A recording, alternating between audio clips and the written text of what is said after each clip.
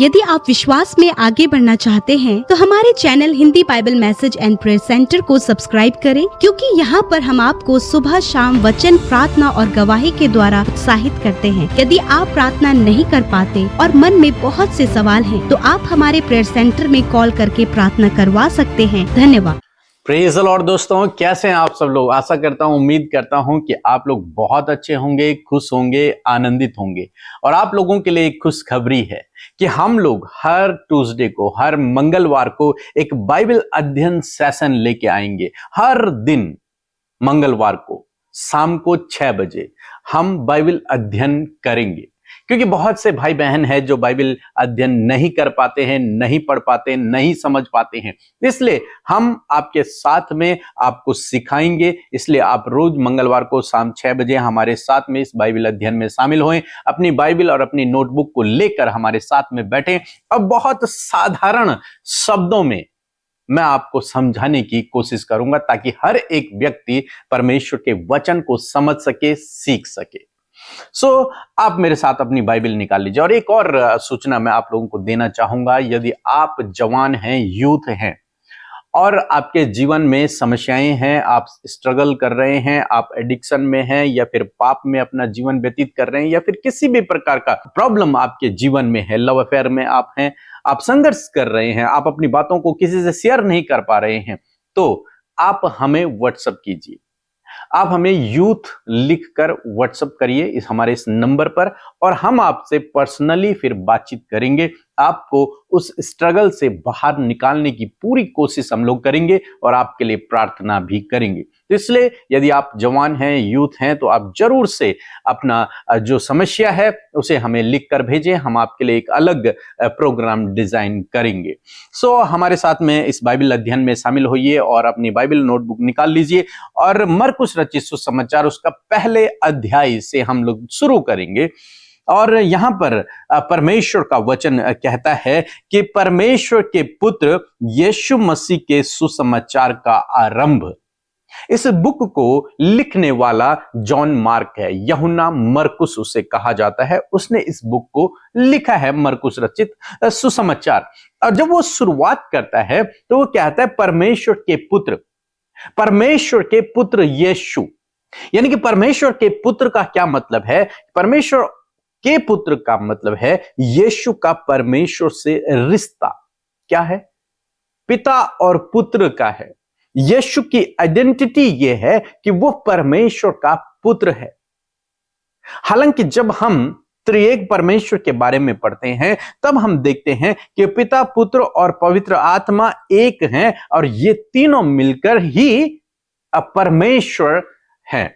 Means कि यीशु के अंदर वे सारे गुण पाए जाते हैं जो पिता के अंदर है, पिता के अंदर वे सारे गुण पाए जाते हैं जो पवित्र आत्मा के अंदर है, पवित्र आत्मा के अंदर वो सारे गुण पाए जाते हैं जो यीशु के अंदर है। मीन्स ये तीनों एक हैं। परंतु क्योंकि परमेश्वर प्रभु यीशु मसीह स्वर्ग से इस धरती पर आए, तो इसलिए वचन कहता है कि परमेश्वर के पुत्र प्रभु यीशु। तो आइडेंटिटी को दिखाता है, एक रिलेशनशिप को दिखाता है। और लिखा है मसीह, यीशु मसीह के सुसमाचार का आरंभ। मसीह मतलब क्या है? मसीह मतलब है अभिषिक्त जन, परमेश्वर के द्वारा भेजा गया अभिषिक्त जन, एनॉइंटेड वन, परमेश्वर के द्वारा एनॉइंट किया हुआ, अभिषेक किया हुआ व्यक्ति इस संसार में जिसे परमेश्वर ने भेजा हुआ है, प्रभु यीशु मसीह। लिखते हैं कि यीशु के सुसमाचार, उसके सुसमाचार मीन्स गुड न्यूज, एक अच्छा संदेश, शुभ संदेश जो आपके, मेरे लिए, पूरे जगत के लिए अच्छा है। उस संदेश के बारे में यहां पर बातचीत करता है मरकुस। लिखता है परमेश्वर के पुत्र यीशु मसीह के सुसमाचार का आरंभ ऐसे होता है। लिखा है कि जैसे यशायाह की भविष्यवक्ता की पुस्तक में लिखा है, वो शुरुआत ही करता है पुराने नियम के एक भविष्यवक्ता के द्वारा जिसका नाम है यशायाह। और यशायाह भविष्यवक्ता अपने जीवन काल में इस मसीह के आने के बारे में लिखता है, भविष्यवाणी करता है। और वो भविष्यवाणी अपने से नहीं करता, बल्कि परमेश्वर उसे इस विषय में गाइड करते हैं, उसे बताते हैं कि आने वाले समय में एक मसीह इस धरती पर आएगा जो संपूर्ण जगत का उद्धार करता होगा। कि मसीह मेरे द्वारा एनॉइंट किया हुआ, अभिषेक किया हुआ व्यक्ति, मैं उसे भेजूंगा। वो मेरा पुत्र होगा, मेरा अंश होगा, वो स्वयं परमेश्वर होगा। और भविष्यवक्ता इस बात को लिख लेता है। इसलिए मरकुस जब शुरुआत करता है तो वो भविष्यवक्ता के वचनों से शुरुआत करता है। क्या लिखता है कि देख, मैंने अपने दूत को तेरे आगे आगे भेजता हूं। किसके आगे आगे? हमारे आगे आगे या मरकुस के आगे आगे? किसके आगे आगे? परमेश्वर का वचन कहता है कि मैं उस एनॉइंटेड के, उस अभिषिक्त के आगे आगे, पहले, उससे पहले मैं एक दूत को भेजूंगा। अपने एक और व्यक्ति को, एक और जन को मैं भेजूंगा उसके आने से पहले। किसके? उस अभिषिक्त के आने से पहले, उस मसीह के आने से पहले, उस उद्धारकर्ता के आने से पहले मैं अपने दूत को भेजता हूं जो तेरे लिए मार्ग सुधारेगा। किसके लिए मार्ग सुधारेगा? प्रभु यीशु के लिए मार्ग सुधारेगा। और लिखा है, जंगल में एक पुकारने वाले का शब्द सुनाई दे रहा है। अब भविष्यवक्ता ने तो कह दी थी इस बात को, लेकिन अब मरकुस कह रहा है कि वही बात अब जंगल में सुनाई पड़ रही है। उसी दूत के विषय में अब हमें सुनाई पड़ रहा है। जंगल में एक शब्द सुनाई पड़ रहा है कि प्रभु का मार्ग तैयार करो और उसकी सड़कें सीधी करो। जो यशायाह भविष्यवक्ता ने कहा था कि परमेश्वर मसीह के आने से पहले एक दूत को भेजेगा, उस दूत के विषय मरकुस कह रहा है कि उस दूत के बारे में अब हमें सुनाई दे रहा है। उस दूत के विषय में अब हमें सुनाई दे रहा है कि वो पुकार रहा है लोगों को, कह रहा है कि प्रभु का मार्ग तैयार करो, उसकी सड़कें सीधी करो, उसके लिए मार्ग बनाओ, क्योंकि स्वयं सर्वशक्तिमान इस धरती पर आने वाले हैं। इसलिए उसके लिए क्या करो? मार्ग बनाओ। जब कभी भी आपके शहर में कोई बड़ा नेता, प्रधानमंत्री, मुख्यमंत्री, कोई भी बड़ा व्यक्ति आता है तो आप लोग क्या करते हैं, या फिर सरकार क्या करती है, वहां अधिकारी क्या करते हैं? वो सड़कों को ठीक करते हैं, वो सफाई करते हैं, पूरी व्यवस्था करते हैं, पुलिस फोर्स को लगाते हैं। मीन्स वो सही मार्ग तैयार करते हैं ताकि जो आने वाला है उसे कोई दिक्कत ना हो, उसे कोई प्रॉब्लम ना हो, वो सीधे से आकर अपना काम करे और चला जाए। उससे पहले क्या किया जाता है? तैयारी की जाती है। तो ये जो दूत परमेश्वर ने भेजा, इस दूत को परमेश्वर ने यीशु से पहले तैयारी के लिए भेजा, उसका मार्ग बनाने के लिए भेजा, एक तरीके से उसके लिए प्लेटफॉर्म तैयार करने के लिए भेजा, ताकि यूहन्ना बपतिस्मा देने वाला एक प्लेटफॉर्म को तैयार करे और यीशु आए, अपना काम करे और फिर चला जाए।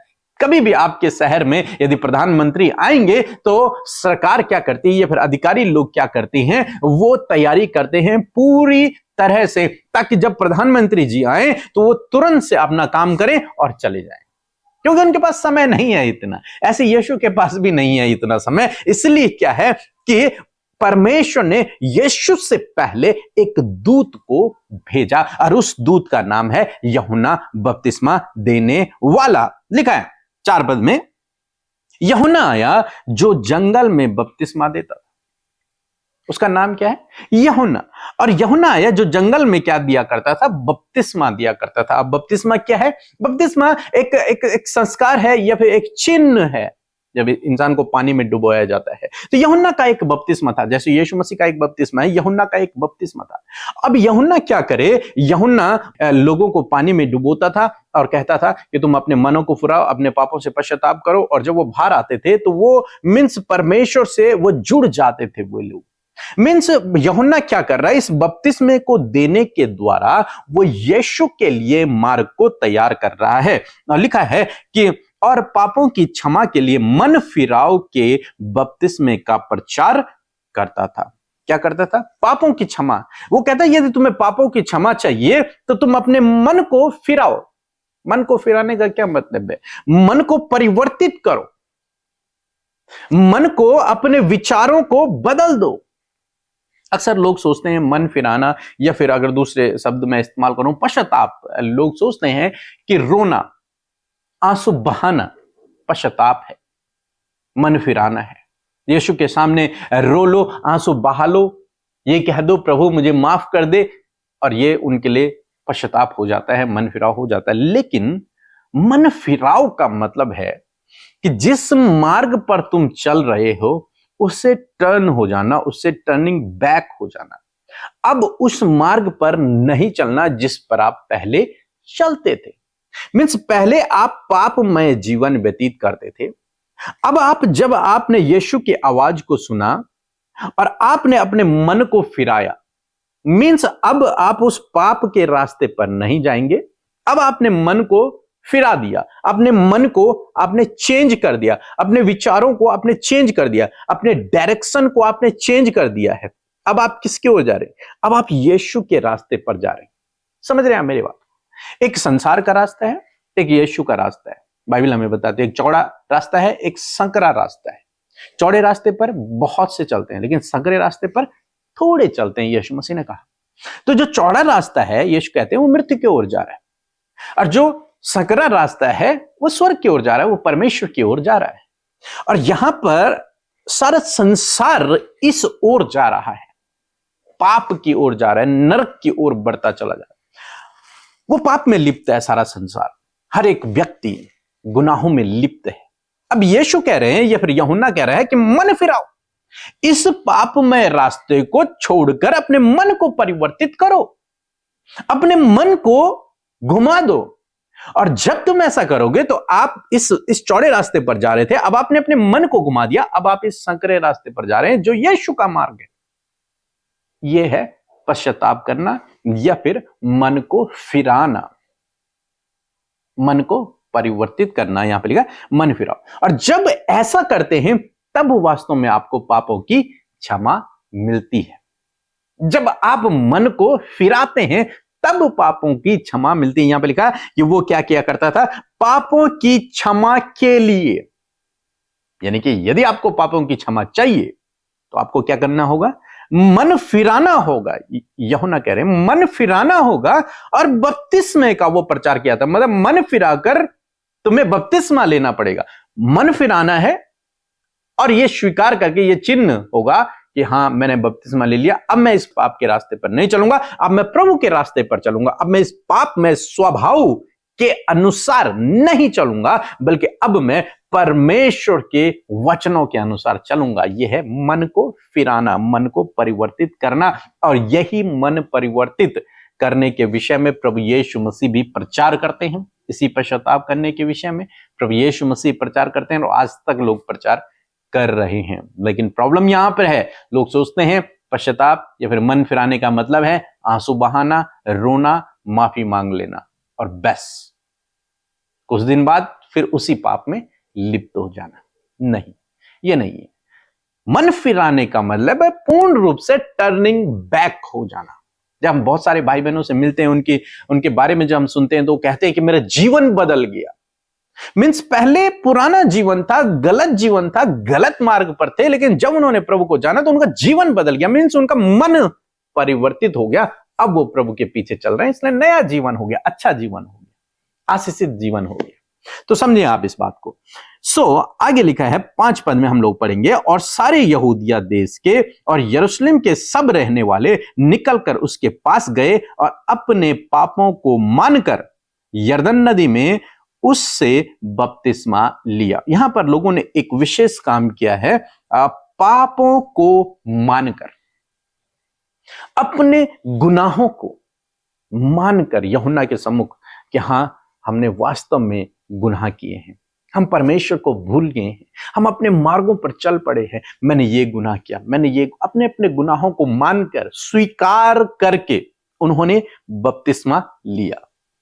अपने गुनाहों को स्वीकार करके। जब आप अपने गुनाहों को स्वीकार करते हैं, जब आप मान लेते हैं कि हां मैंने गलती की, तो परमेश्वर आपको माफ कर देता है।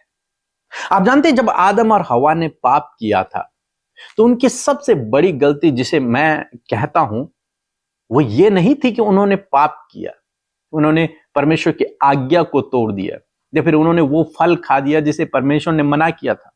उनकी सबसे बड़ी गलती और सबसे बड़ा पाप यह था कि उन्होंने अपने पाप को स्वीकार नहीं किया, उन्होंने अपनी गलती को स्वीकार नहीं किया। उन्होंने कहा कि प्रभु, आदम ने कहा, प्रभु ये हवा जो तूने बनाई थी, हवा कहती है प्रभु ये सांप, इसने मुझे बहका दिया। लेकिन उन दोनों में से किसी ने यह नहीं कहा कि प्रभु हमसे गलती हो गई, हमें माफ कर दे, हमने गलत कर दिया, हमने तेरी आज्ञा को तोड़ दिया। नहीं, यदि वो कहते तो परमेश्वर दयालु है, क्षमा करने वाला है, परमेश्वर ने माफ कर देता। जब वो आज माफ कर सकता है तो तब भी माफ कर सकता था, लेकिन उन्होंने माफी नहीं मांगी, इसलिए उन्हें माफ नहीं किया, उसने न्याय किया। मैं आपसे भी इस बात के विषय में कहना चाहूंगा कि आप यदि गुनाह में हैं, गुनहगार हैं, पाप करते हैं, तो आपको अपने गुनाह को मान लेना है, अपनी गलती को स्वीकार कर लेना है। चाहे परिवार में ही आपके लड़ाई झगड़े हुए हैं और आपकी गलती है, तो ये न कहें कि मैंने तो कुछ नहीं किया, कह दे कि हां मैंने गलती की है।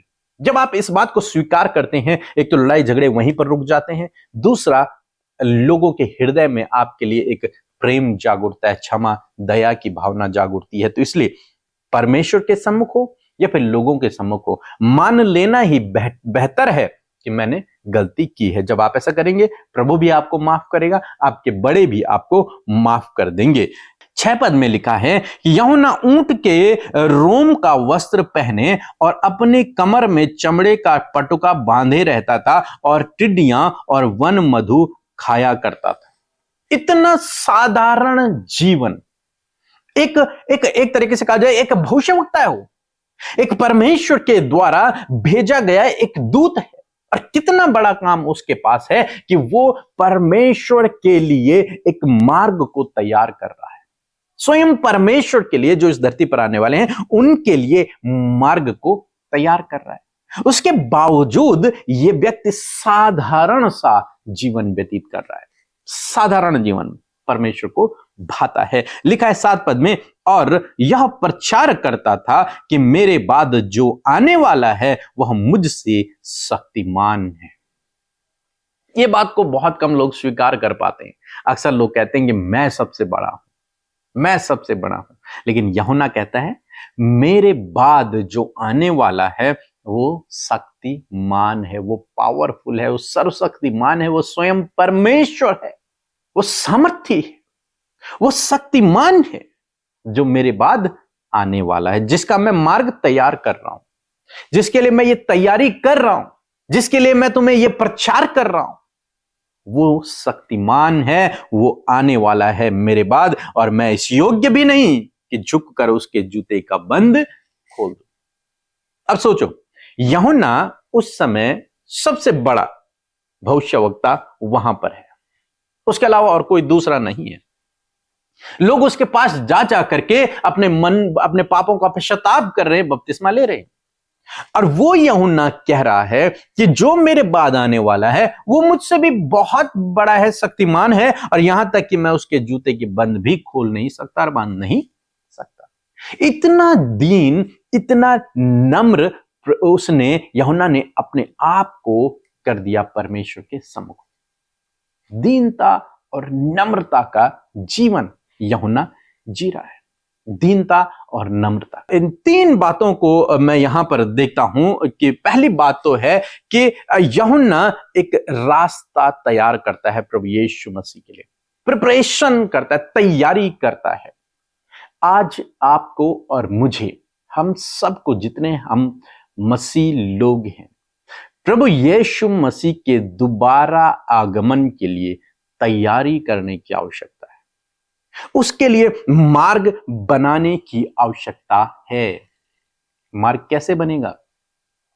यीशु मसीह ने कहा, जब तक मेरे राज्य का सुसमाचार जगत की छोर तक न फैलेगा तब तक मेरा आगमन नहीं होगा। और जिस दिन यीशु के राज्य का सुसमाचार दुनिया की छोर हर एक व्यक्ति तक फैल जाएगा, यीशु मसीह का तुरंत आगमन हो जाएगा।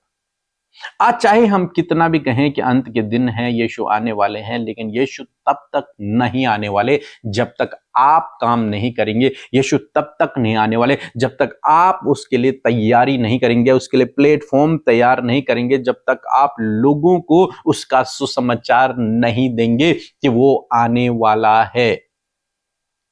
जब ये सुसमाचार, उसके राज्य का सुसमाचार कि उसका राज्य आने वाला है, जब ये सुसमाचार पूरी धरती पर हर एक मनुष्य में फैल जाएगा, तब यीशु मसीह का आगमन होगा। और इसी काम के लिए परमेश्वर ने यूहन्ना को चुना था। यूहन्ना कह रहा है जो मेरे बाद आने वाला है तो मुझसे शक्तिशाली है, उसके लिए तैयारी कर रहा है। अब यूहन्ना की जगह पर एक तरीके से मैं कहूं कि आपको और मुझे परमेश्वर ने, प्रभु यीशु मसीह ने नियुक्त किया है कि अब तुम्हें इस काम को आगे बढ़ाना है, तुम्हें अब लोगों को सुसमाचार देना है, तुम्हें अब लोगों को बताना है कि परमेश्वर का राज्य निकट है, अभी तो आने वाला है। लोग कहते हैं तैयारी करो, प्रभु यीशु मसीह का आगमन निकट है। क्या तैयारी करोगे आप विश्वास करते हैं, आप प्रार्थना करते हैं, आप प्रभु को जानते हैं, आपने पापों की क्षमा मांग ली, अब कौन सी तैयारी है? जानते हैं कौन सी तैयारी? ये तैयारी है कि उसके लिए प्लेटफॉर्म तैयार करना, ये तैयारी है। लोगों को प्रभु के राज्य के बारे में बताना, ये तैयारी है। जब आप ऐसा करेंगे तब आपका राजा आएगा। राजा बिना तैयारी के नहीं आ सकता। यदि राजा आना चाहता है अपनी प्रजा के बीच में, तो प्रजा को चाहिए कि उसके लिए सफाई करे, उसके लिए तैयारी करे, उसके लिए भोज तैयार, सब कुछ तैयार करे, उसके लिए मार्ग तैयार करे, किस रास्ते पर चलेगा वो सब कुछ तैयारी करे। वो प्रजा का काम है, उसके बाकी लोगों का काम है, आपका काम है, मेरा काम है, हम सब का काम है। तब प्रभु यीशु मसीह का आगमन होगा। तो जो तैयारी, जो रास्ता यूहन्ना यहां पर बना रहा था, वही रास्ता बनाने की जिम्मेदारी आपके ऊपर है। प्रभु चाहते हैं, इसीलिए उसने आपको चुना है, इसीलिए उसने आपको चुना है ताकि आप उसके आने के लिए तैयारी करें, वो प्लेटफॉर्म तैयार करें, आपका राजा आए, अपना काम करे। दूसरी बात जो मैं यहां पर देखता हूं वो है पश्चाताप। पश्चाताप कैसे करना है, मन कैसे परिवर्तित करना है, वो मैंने आपको सिखा दिया। यदि आप किसी गुनाह में, किसी पाप में है, किसी एडिक्शन में है, कोई भी गलत काम में है और आप प्रभु यीशु मसीह पर विश्वास करते हैं, तो यहां पर आपको क्या करना है? आपको माफी मांगनी है प्रभु यीशु मसीह से, अपने गुनाह को मानकर, प्रभु मैं ये गलती करता हूं, मुझसे ये गलती हो गई, अपनी गलती को मानकर उससे क्षमा याचना मांगनी है। और न केवल इतना, बल्कि अपने मन को परिवर्तित करना है। यहां पर आपका काम है, आपको टर्न होना पड़ेगा। यदि आप बहुत अधिक ड्रिंक करते हैं, आप बहुत अधिक गलत वीडियोस वॉच करते हैं, आप प्रभु से माफी मांगिए, प्रभु से कहें प्रभु मैंने गलती की है। आप उससे जब माफी मांगेंगे वो आपको माफ करेगा, लेकिन एट द सेम टाइम आपको अपने मन को टर्न करना होगा। अब उस रास्ते पर नहीं, बल्कि प्रभु के मार्ग पर चलना होगा। तब आपने सच्चा पश्चाताप किया है, सच्चा मन फिराव आपने किया है। तीसरी बात जो मैं यहां पर देखता हूं वो है यूहन्ना की नम्रता को, उसकी दीनता को। यही प्रभु आपके अंदर और मेरे अंदर भी देखना चाहता है, दीनता, नम्रता का जीवन, जैसे यीशु मसीह ने जिया। अपने आप को, यीशु मसीह ने कहा कि जो स्वर्ग में बड़ा होना चाहता है वो अपने आप को छोटा करे, लेकिन यहां उल्टा है, हम सभी अपने आप को बड़ा करते हैं। प्रभु कहते हैं अपने आप को छोटा करो, जैसे यूहन्ना यहां पर अपने आप को छोटा करता है। सो मैं आशा करता हूं कि आप समझ गए होंगे इस बाइबल अध्ययन को। यदि आपने इस बाइबल अध्ययन के द्वारा आशीष पाई है तो आप कमेंट कर हमें जरूर से बताएं, व्हाट्सएप में हमें जरूर से बताएं कि आपको कैसा लगा, क्या आप और चाहते हैं ऐसे बाइबल अध्ययन आप कंटिन्यू चाहते हैं तो हम आपके लिए करेंगे, आप ताकि परमेश्वर के वचन को साधारण शब्दों में बहुत अच्छे से समझ सको। सो प्रभु आपको बहुत आशीष देगा। और एक और सूचना है, कल शाम 6 बजे हम लोग लाइव होंगे हीलिंग और डिलीवरेंस प्रेयर में, इसलिए कल शाम रात की प्रार्थना लाइव होगी और हमारे साथ में आप जुड़ें। चंगाई और छुटकारे की हम लोग प्रार्थना करेंगे, इसलिए आप जरूर से हमारे साथ में इस लाइव मीटिंग में शामिल हुए। प्रभु आपको आशीष दे।